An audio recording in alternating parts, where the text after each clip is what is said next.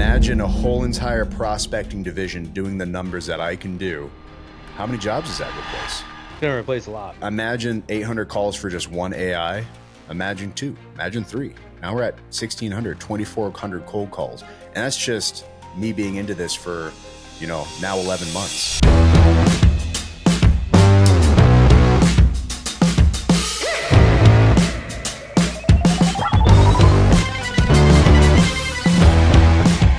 All right, everybody, welcome back to another episode of the 1% Podcast. I'm your host, Vin, and I'm Shane. And today we don't really have anything for you.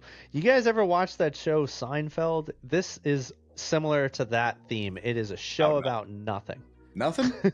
Nothing? A little bit. Nothing. And, what do you mean? And that's the magic. Great episode. So we were going to have a guest come on today. He is unfortunately under the weather, but we will bring him to you at another time. So today, we thought it'd be fun. We haven't had an episode with just us two in quite a while. And I think what Shane wants to do is he wants us to just catch up and talk about life as if it's just him and I talking, but you guys are all here listening. Or if that's incorrect, Shane, you go ahead. You tell the people what you're thinking, because this was more your idea. Well, I figured it would be nice to catch up on business and life, and also talk about our new awesome mics that we just got to enhance our podcast audio viewing pleasure. So yeah, I think you need to move closer. Still a little bit closer. Oh, that's much better. Oh, see, we're still working out the kinks with these mics. Yeah. Apparently, we gotta get them super close to them. There you go. Yeah, you got to keep it really up close, personal. It does invade your personal space a little bit, but we are hoping that, with that being said, you, the listener, has a very pleasant listening experience. It's definitely a little bit aggressive if you're not used to it. That's for sure. Yeah, no, it's almost this subconscious need to consistently move away because of this thing that you're just as aware is wildly in your space. Like there's even like a stare down moment at it. Like, what are you doing here?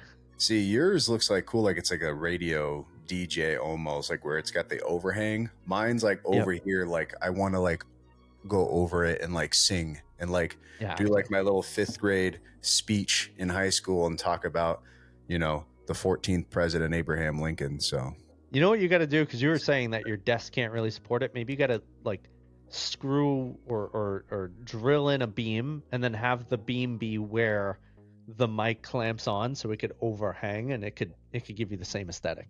Yeah, maybe I got to figure it out. Get to it. Yeah. So anyway, without further ado, welcome to our catch up, the show of nothing, where we have no guest and no plan, but we're here with you. What do you want to talk about, Shane? Well, I'm actually really excited. It's kind of reinvigorated my entire, business model, mindset. I mean, work that's essentially been, causing me like 10, 11 hours a day. I feel like I'm back in the grind again. And that's the AI that I've been talking about for 7-8 months. We've brought on, I'd say, 6 clients in the last month strictly for AI, which is really cool and exciting. And man, the capabilities that this thing can do is unreal. Like we're now at a point where we could send 800 calls a day, cold calls that sound like a human. It's unbelievable. Not only are they scripted, we can train the AI against another AI so it can practice its own script to improve. We can also listen to those recordings and transcripts. So what that means is we can essentially train them on objection handling and run them through scenarios of what the customer might say. So if I'm giving you a cold call script with a product to sell, I say, hey, I want you to put my script that I created, and I want you to run 500 different scenarios of what might happen and come back with the top 10 most likely wants to happen, and then improve the script based on those scenarios. I'm telling you, it's nuts. So we signed on a client. It's a roofing client, and I'm not going to obviously say the name, but we've run that scenario, and just in one day, they booked 38 appointments. And we're talking about a roofing company, which is at a very niche market, and it's a very low-key offer, which only is within like 150-mile radius. Decent radius, but if you think about it, that's small compared to like nationwide targeting like we have. That many appointments. Now, these are big ticket items. If you're talking about a re-roof or solar, we're talking like a 15, 20, $30,000 package here. So even just closing one of them pays for our services 10 times over. So it's something that's getting me really excited. Now, on top of the cold calling, it gets even crazier, Vin. We have something that does about 4,000 cold emails. So we actually have, we purchase domains. And through these domains like Google, Microsoft, you can actually put up to 100 email accounts per domain with our internal software that we do. So essentially imagine having 100 email accounts with just vininfante at gmail.com, right? That's your domain, having 100 email accounts. Now imagine cold emailing times 100. So having a winning cold email script and being able to send it out 4,000 emails a day, imagine what that could do to your business. So that is the cold emailing. That's the cold calling. We also have sales reps that we're currently in the testing model phases right now. We're figuring out that the sales reps that we're building is good for product sales, but for service based, people still want to deal with a human. They want to see it. That's really just what it comes down to. That we're not, as a society, ready for AI sales reps yet for service based industries. It's going to happen soon. The biggest, most exciting thing that we're working on right now is an internal lead scraper. I think this is just massive. These are going to be verified email accounts, websites, social media, all the way from Twitter, Facebook, Instagram, LinkedIn. I don't know if I said email address already. All verified information that you'll be able to hit on every single one. So imagine if I sent you a cold email and followed up with DMs through LinkedIn, Twitter, Instagram, Facebook, and then also had your phone number to say, hey, I don't know if you got my message. I'm able to help you out. This is my offer. So imagine that on a huge basis. So now we're building this. That's the hardest part, right? That we're trying to do internally is this internal lead scraper that beats all of competition at a more cost-effective basis. But having those pillars, having AI have an automatic lead scraper, having it automatically send out cold emails, book appointments, and then having AI call, set those appointments, close those deals. That's what I'm building. That's what I'm excited. That's what's keeping me up at night. That's what's giving me the extra drive to get going. It's fun. It's like when I started the VA group, 5-6 years ago. It's back to the gridiron. If you looked at my calendar, which I know you have access to, it's literally blocked off at 5 a.m. every single day. It's back to the grind, baby. That's it. My man is reinvigorated. He's building something, and it's a whole bunch of robots. Absolutely. I'm starting this series with a fellow that we jumped on here, Deepak. If you watch the show, I highly recommend Deepak and their guy, but they script out this whole series. And I'm building out 45 videos on new social media accounts called Robots versus Humans. So it's essentially the AI system that I'm building comparatively to my AI prospecting team. Who's going to perform better? Oh, damn. I know. Okay. I'm excited. We just filmed our first 4 videos. You got to make it like a real deal high stakes competitions. Like if these guys outperform you, you lose all of your jobs. I'm not lying here. It's not losing the jobs because people still prefer humans at this time, right? What comes down to it is VAs were the cream of the crop 20 years ago when big companies like Verizon Wireless and other big, companies like that were outsourcing to India, to Philippines.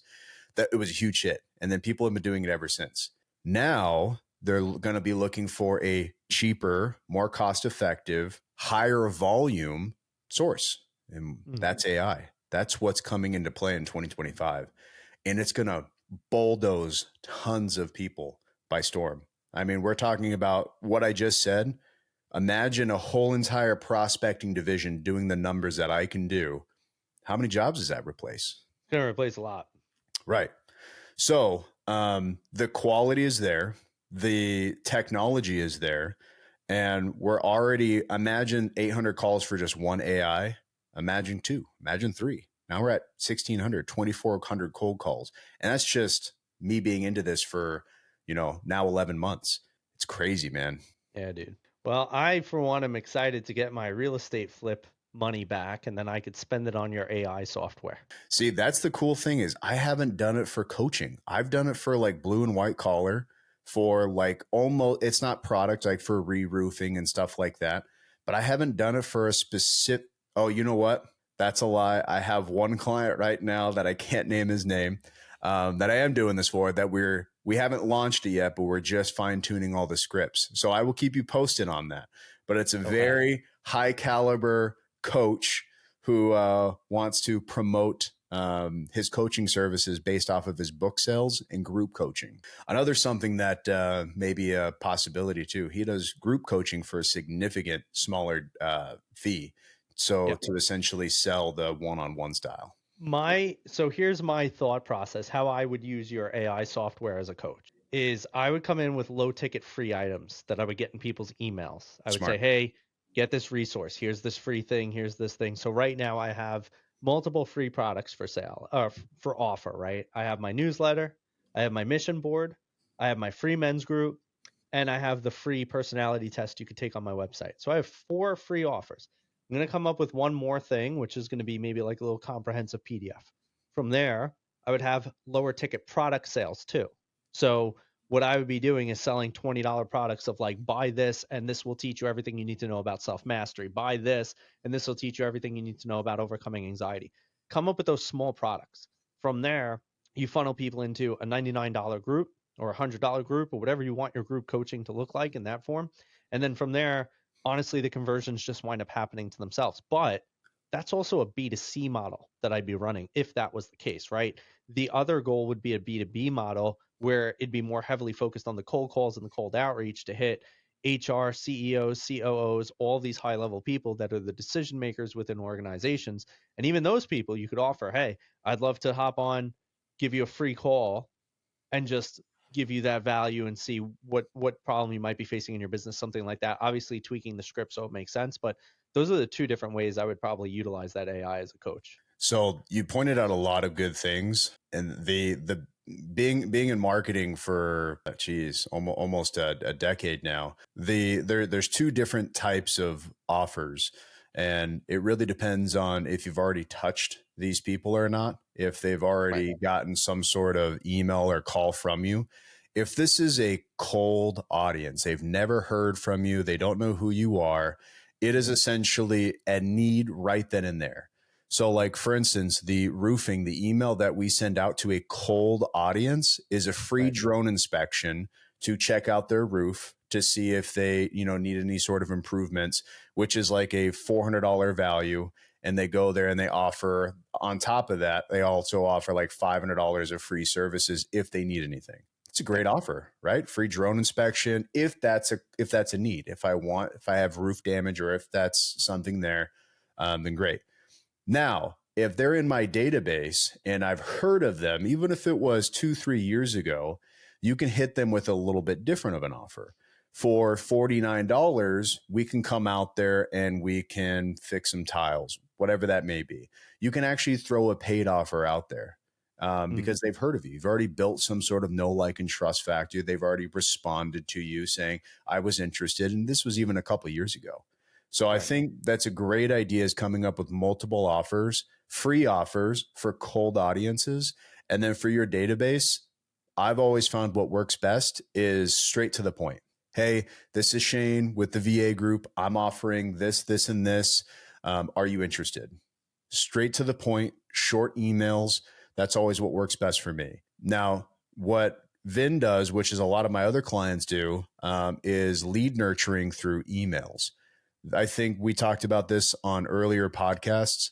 I think this is great as long as there's not a call to action on these newsletters, at least for the first like 3 or 4. They need to be all informative base, all free information, something that I want to continue subscribing to.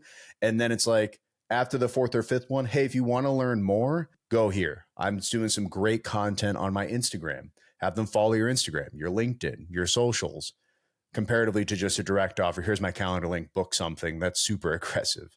I mean, what Yeah. do you find that works best, for you? The interesting thing is I still haven't fully cracked the lead flow code. And what I found works best for me getting, and I shouldn't say that, I haven't cracked the lead flow code when it comes to automations, processes, systems, online stuff. I'm always trying something different. I found that the best thing is showing up at events, being in person, and being able to actually have those touch points of those conversations because there's, especially in my industry, there's so many damn coaches and there's always a new product, there's always a new offer. I do believe a big part of it could probably just be the copy not hitting right. I've never Mhm. been spectacular with copy. I always am trying new edits and seeing what might work. I'm always trying different methodologies. But because I haven't been able to figure that out, the best and most reliable thing has been meeting people. Obviously, as you can imagine, that is very exhausting. And there's a lot of times I don't want to go out. And then I notice there's a very significant incline or decline depending on how often I go out per month or how often I stay home per month. If I had it my way, I would just stay home every day. I hate going out. I don't want to go out and I don't like it. But if I don't do that, ain't nobody coming to the door. So I've come to find that you really need good referral partners, good affiliates, and you need good places and good rooms to be in. That's the main thing. Shout out to Corey Warfield. He was a guest here on this podcast, and he has over 200,000 people on his newsletter. And I recently bought his services for LinkedIn to try to emulate this. And just yesterday, I grew by 158 natural followers. But what he does is so simple yet effective. He already takes successful content videos and repurposes it on his LinkedIn, on his newsletter. That's something that already went viral. He talks about that. And then he essentially chimes in a little bit of his own personal stuff every like three or four. That's what I've kind of noticed. But his big thing is that he shows great content so people subscribe. And then when they want to meet him, they want to talk to him, they say, hey, I love your stuff, whatever, blah, blah, blah. It's always a direct message. So I would definitely recommend Corey Warfield's newsletter. It's very, centric towards AI and technology, but it's a winning model. It really is. It's pretty cool. Yeah, actually, Corey and I are going to work together. We have not yet set that as a full date slash commitment, but that is also in the. Yeah, that he's definitely a good guy. But that's what's going on with me. I mean, that's what keeps me up at night. That's also what wakes me up in the morning. As far as the business drive outside of my kids being sick for the last 2 weeks, that hasn't been fun. But yeah, what about you? Well, it's been interesting. I've definitely been blessed, I should say, with being able to, as I mentioned, have intros and get connections and get new clients. Some of them are doing really extraordinary things. And I hosted my first event in Miami with co-hosted it with our man Deepak. And that was really, really awesome. We had a bunch of high-level entrepreneurs and individuals come out and hang out on a yacht with us for. Yeah, you should have came, I but you know. didn't. I had 2 kids that were sick. And it was last minute, so I'm blaming all of It that. was not last minute. I was telling you about this for months. Not months, guys. Come on. Shane refused. I'll tell you the real reason. Shane didn't want to come on there because he thought it was just going to be a bunch of guys hanging out on a yacht. That sounds awesome. Yeah, it's what he says right now. Anyway, it was a really cool time. We definitely want to do it again. There was a lot of it. It was actually very interesting. It shined a light for me. I really like hosting event because I don't like the pressure of being at an event and having to network and having to meet people. But there is this different feeling when you're the host. It's Sure. effortless. I was just walking up to people and just saying hi extremely easily because it's my event, right? Like you're not going to wonder, oh, who's this guy coming up to me? It's like I spoke at the start. You know who I am. It's my event. And and and so I really like that. And I said to myself, I said, wow, this would be cool to do more. And then the other part that was really cool is you get to provide more and more value. You get to intentionally make connections, which also kind of makes you the guy, right? So I'm walking 100%. around the boat and I'm not trying to really network and tell people who I am and what I do because they already know that. But what I really get to do is I get to walk around and I get to say, hey, did you get to meet that person yet? Oh no. Okay, come here. Come with me. I want to make that intro. I want to help you. I want to get you connected. And then it's very interesting because even though most of those people knew me, they wanted to come and know me more. Like I spent a good half hour with this one guy being like, dude, this is the best networking event I've been to in a long time. especially because one is you made sure that nobody here is hard selling. Like, and we set that as the intention. We said nobody here is allowed to hard sell. You're going to do a give and an ask. You're going to tell people what you could give them. You're going to ask for something you're looking for, and then you're going to work on genuinely connecting, get to know each other, and have fun. 101. Exactly. And so we really facilitated that. And that same guy that walked over and told me that about how this has been the best event he's been to in a while, he also was just telling me, he's like, dude, I want to help you out. He's like, this was so awesome. Thank you for inviting me. He's like, if you want to do this again, he's like, next time I'm going to bring some of the biggest people in my network. Like, you tell me, I'll help you fill this boat. And we got to get on a call and see how we could do more together. And it was so cool because I wasn't doing anything. There was no straight intention. It was really just, we want to get together some really good people and see what happens.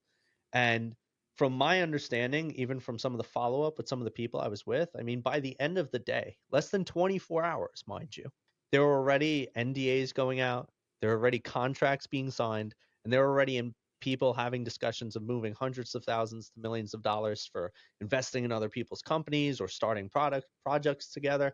And it was crazy because it was just 5 hours of hanging out, and all of that came in less than 24 hours. And so it's really been giving me a little bit of I guess an invigoration of, I want to get more people together more often, and I think it'll be really, really cool. So I'm looking forward to future events. That was a big moment for me. So I think buying a yacht is a business expense. Yes, it is. Vin's Totally. buying a yacht, everybody. And then to make sure I could get there and get home in time, we're gonna get the private jet too, because I can't keep dealing with these airports, man. It was such a long day. I flew in at 6 a.m., which means I was up around 4, and then I had to fly out at like 8, which meant I wasn't getting home until 12. And not that it's a terrible thing. It was a really long, jam-packed day, but the reality is, if you have a private jet, you don't have to deal with any of that. And Shane, you know what? Once the AI really takes off, you could get us that private jet. Well, I feel like you have the connection there. So as long as he's willing to throw a 95% discount, I think I can make that happen. Hey, let's go. So that was really, really cool for me. Working with some really amazing clients. And then the other things that I've been excited about are building the things that are actual businesses. If I'm being honest, one of the things that I feel like I do is that I get to work with a lot of amazing people that are all doing really amazing things. And a truth that came up for me is this feeling that I am on the sidelines watching. And not because of the fact that I'm not doing anything cool, but all these people are doing really cool things by building a business, and I don't feel like I'm essentially doing that. Like, I know I am. I do. But it's a very different feel. I can't sell my coaching business. It's not going to happen.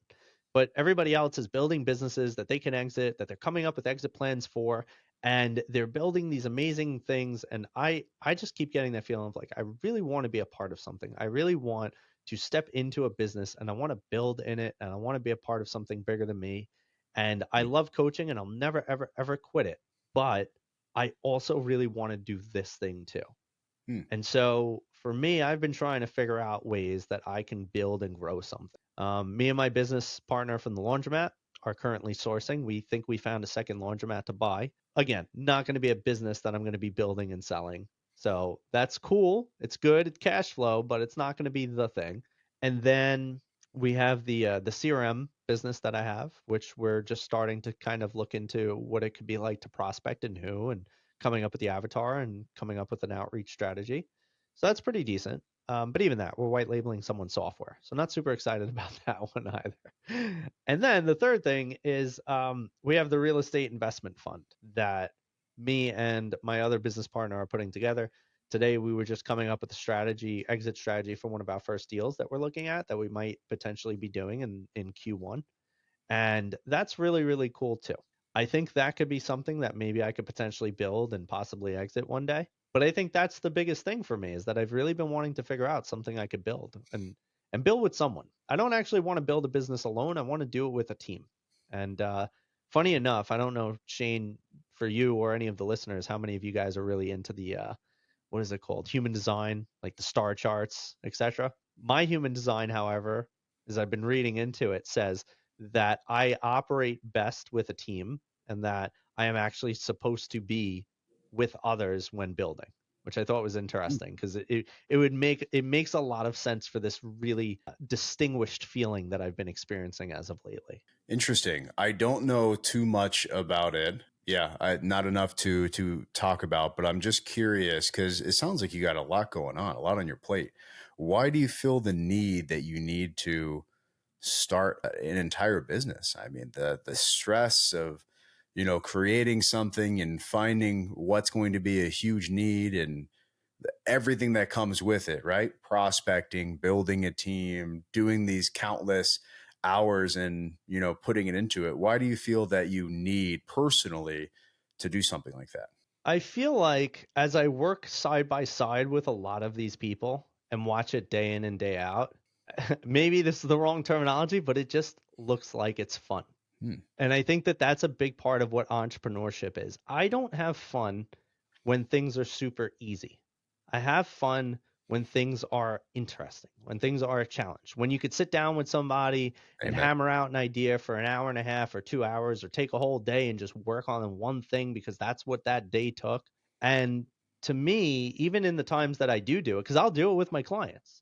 I sat down yesterday with one of my clients for 2.5 hours, even though, our session time is usually about an hour. And I wanted to give him that extra time because we were trying to solve a very difficult problem for him. And by the end of it, I looked at everything we accomplished. I looked at the sheet that we did, and it just felt like, this is what's really cool. Because at the end, we had this whole drawn out plan that he's going to go execute on, and we were just brain dumping and going back and forth and asking questions and like, taking those moments of like, you hungry? You got to go to the bathroom, like just taking breaks in between. And I feel like that's really what business is about. And in my business, I've been very fortunate and very blessed that I don't need to do that with anyone. And that's what's given me a lot of agility and ability to move fast, move quick, make an income, do this, do that, do whatever I want. However, it's a lot less fun doing it alone. And that's kind of what I've come to 100%. realize. Like entrepreneurship's already a lonely thing. It really is. Yet when you do something with a team, the team will always kind of understand. And at the end of the day, when I turn around and I'm like, damn, there's a little something going on. I'm feeling a little lonely. I'd love to get feedback. There's nobody I could actually look at. Now, don't get me wrong. I could call you, Shane, or I'll Yeah, talk to one of that's my other friends, and we do that. And we do that. But it's not the same thing of like, absolutely. I'm feeling this in my business and let's think through it and just put our heads together until we figure it out because we're working on the same thing together. And that's the biggest thing that I think is missing. So I think that's just called entrepreneurship. I mean, Yeah. you have the 1% mind where you want more. It's like manja, manja, manja. You got this hunger, right? That's just entrepreneurship. You want more. I Yeah. mean, if we just listen to your portfolio of what you have and what you're already doing, the fact that you want to build something else, you're an entrepreneur in and out, right? Which is good. I feel like that's step one. There's pros and cons with partnerships. I would say, in my experience, because in a lot of my businesses, actually all of them except the VA group, I've had business partners.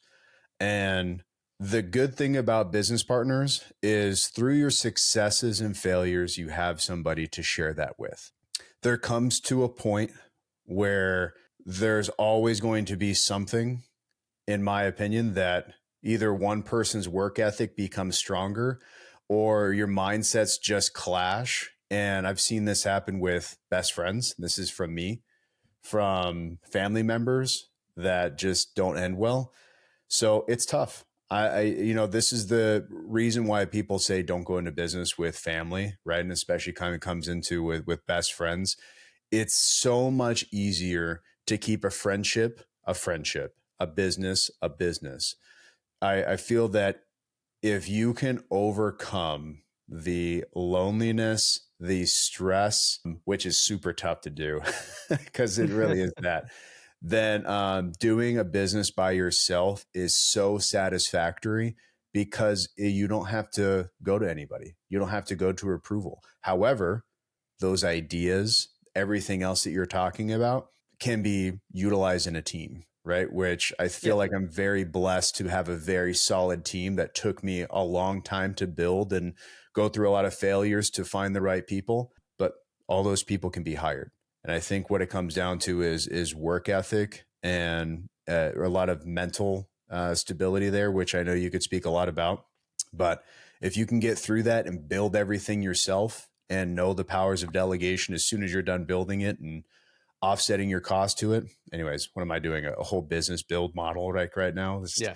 Anyways, there's pros and cons to it. I think what we should do is stay tuned for, a 6-month episode where we kind of check in on Vin and the updates here of, what's Vin up to next. That could be like a fun little segment. Well, What's Vin up to yeah. next? So it's all about Vin, right? But to your point, it's funny because I think the only reason that I'm able to even do all of these other things aside from my coaching business is because I'm actually doing them with friends. And Yeah, but see, that's that's just a crutch.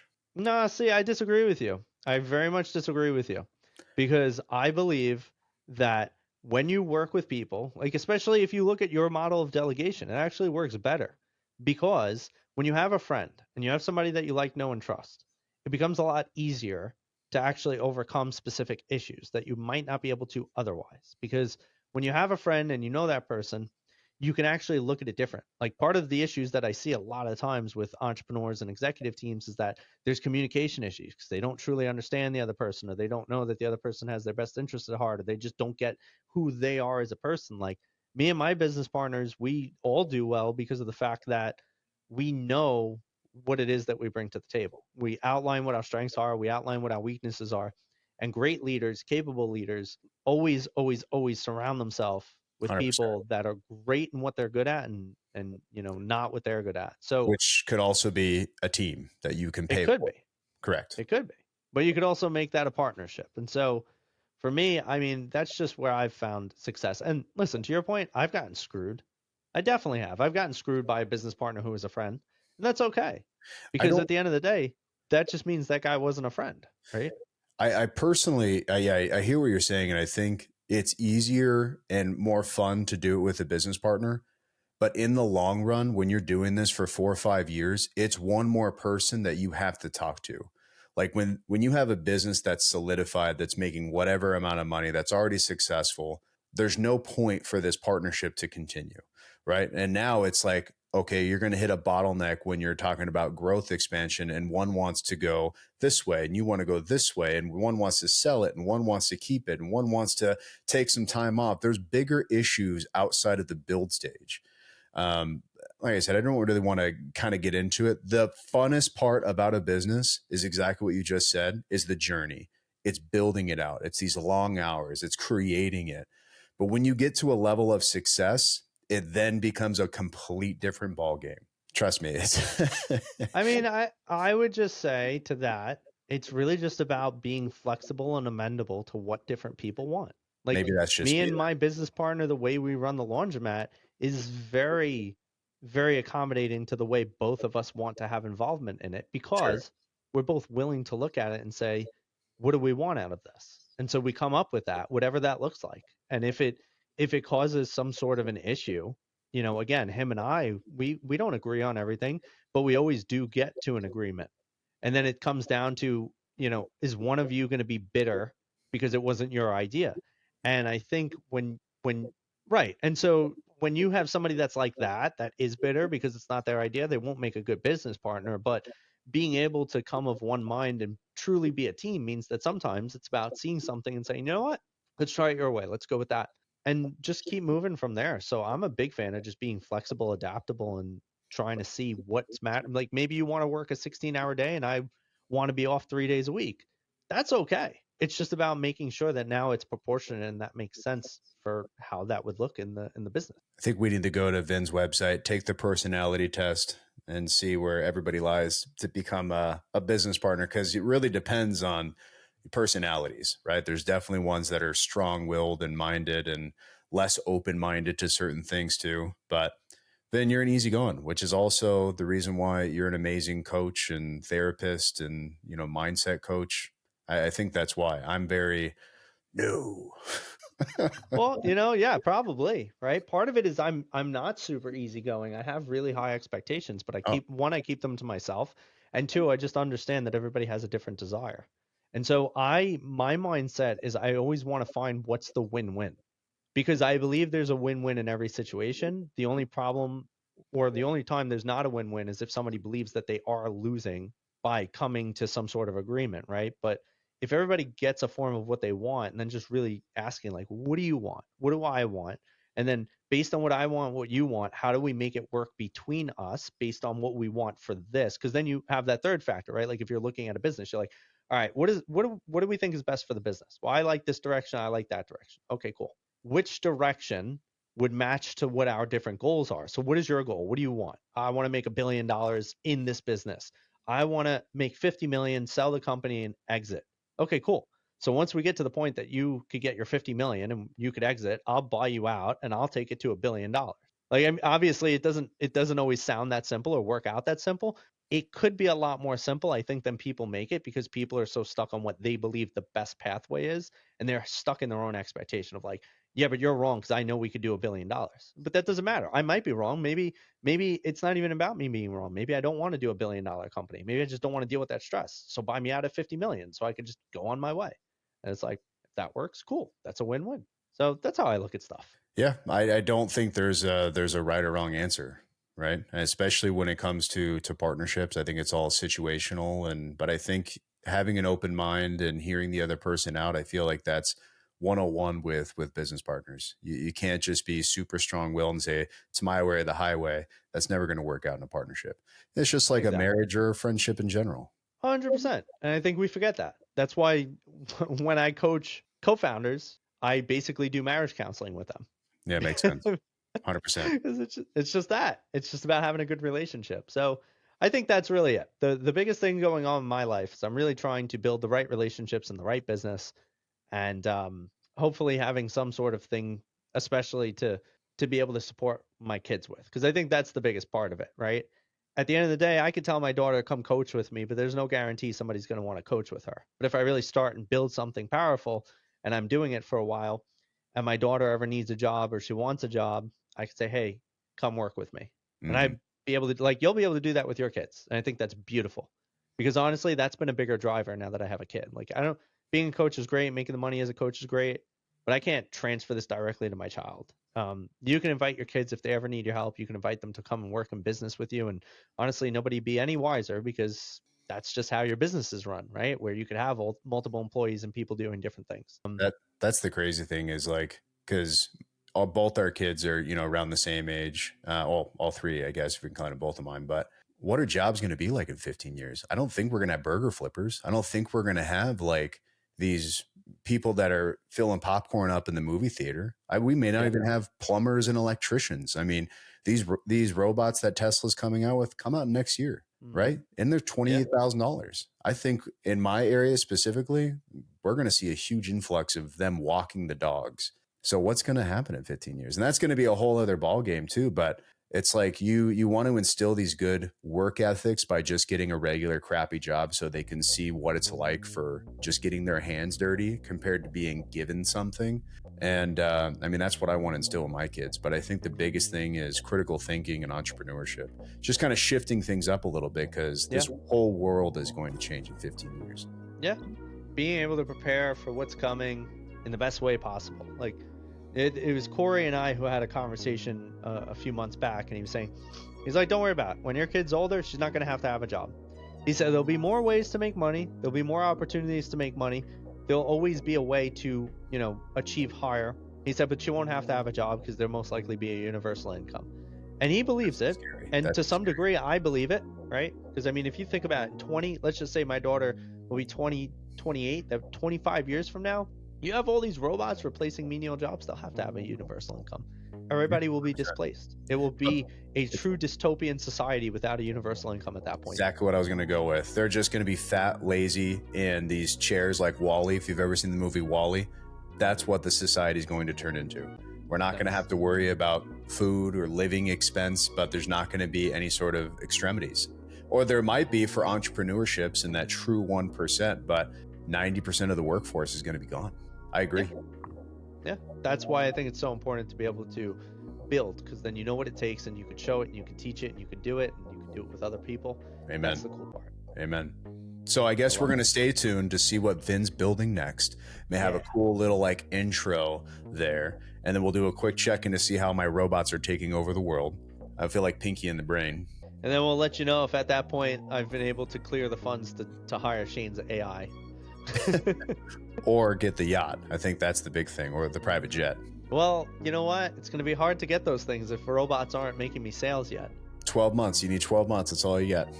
You got this. All right, let me just pop up a few 500 milli or so. That's not going to be that bad. I think a private jet, you can probably get away with 3 to 5 million. A yacht, I've never looked into a yacht. I've never looked into a jet, let's be honest here. But a yacht, maybe $1 million, 500,000. I can't imagine boats being that expensive. Listen, it all depends on size. I mean, if you're going to get a There you yacht, go. why even bother getting that little small yacht? It's going to be embarrassing because you pull up next to a bigger yacht and you're like, oh, look at me in this dinghy. This guy. It's always It's the like, size. it's, you know, man, because it's Going like, with it's the like $30 million yacht. Okay. they got the poor man yacht, the poor man Rolex, right? Like they got the $5,000 Rolex or the $500,000 Rolex. Everybody knows there's a difference. You go stand next to that big Rolex, the guy's gonna be like, oh, you got the poor edition, very cool. I mean, come on. Now we're keeping up with the Joneses, right? It's like, hey, but I got a Rolex. Hey, but I got a yacht.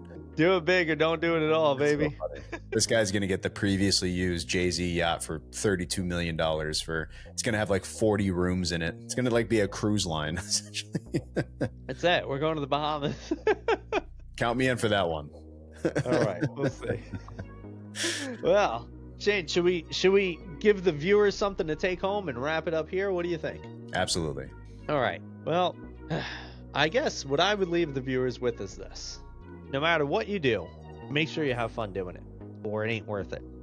That's especially true in entrepreneurship.